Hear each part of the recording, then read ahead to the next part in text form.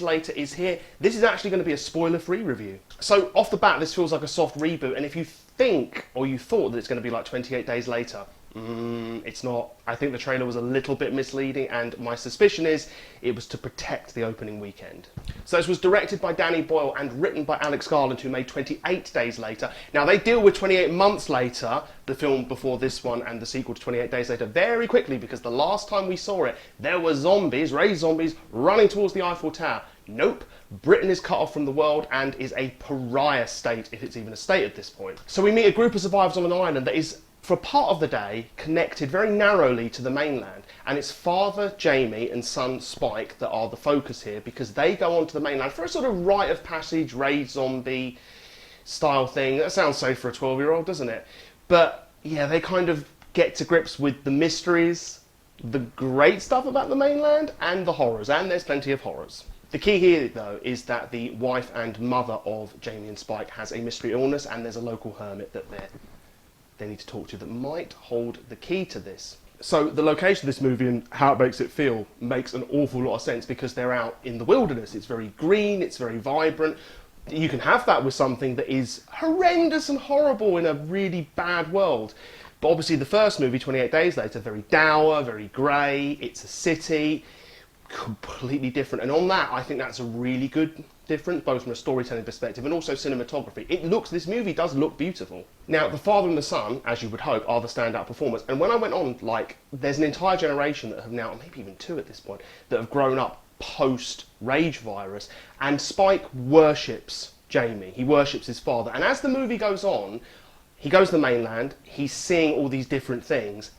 Experience is very much weighing him down now, and he's like, oh God, this is what the world's like. So you're seeing him change, and now his views on the world and his father, they evolve, and it's just a roller coaster. Spike, especially as a child performance, one of the best I've seen in a long time, because there is a lot to take in within the time frame. I mean, movie, you've got, what have you got? Anything from a child's movie, 90 minutes to 2.5 hours for a long movie these days.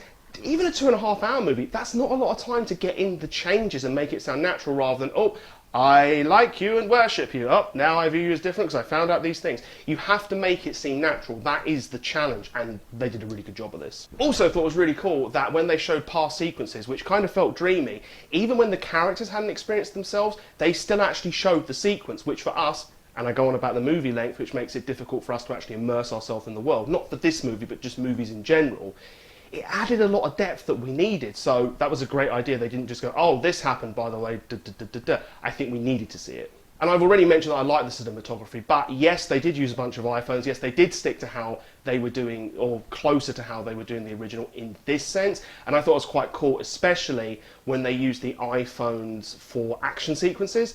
It just makes it stand out more. It's sort of continuity from 28 Days Later, but at the same time, it makes this movie stand out more compared to, say, others in the genre. And the movie did a great job of keeping things tense. I mean, there were differences between how they shot when people were running from zombies outside to the action sequences indoors. You had a kind of, I don't want to call it a delay when they were indoors in the way that the camera moved, but it kind of is that delay effect. I find it really hard to describe, but it kept you on your toes. You couldn't look away. It just was tense. They did a great job with this 28 Days Later. I thought they would do a good job with this, unless they literally had a lobotomy, but that's what you expected, and that's what you got. And much like Final Destination, and completely differently to Final Destination, there were some great kills, and you would expect this from 28 Years Later. And much like zombie flicks and series anyway, eventually they come to focusing on the humans more.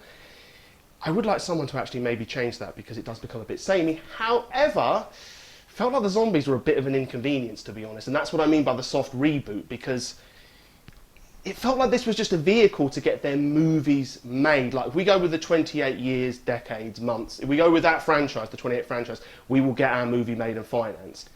Yes, there were raid zombie attacks. Yes, they were good, but it just felt like, well, we got to add this in because this is what this is.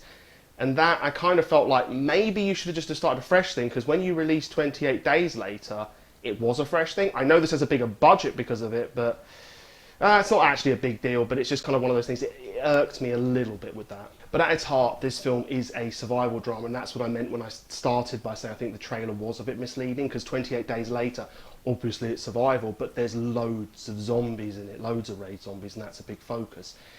So in conclusion, I kind of think that this is going to be a 50-50 reaction. I think in its own right this is a good movie, so you can't really complain. But the director and the writer, they're quite arty, which is a good and a bad thing, because they go to places in this movie where some people won't be interested, won't want it, and others will go, hey, this is great. But hence, you could have done it as a separate movie or a separate franchise. You will enjoy it though, in my opinion, apart from if you're not really a fan of this kind of thing. Just don't go in with the expectation of it being 28 days later. But what did you think? Please let me know below, and ring the bell, hit subscribe, all that good stuff. Your support is appreciated, and until next time, I'll see you later.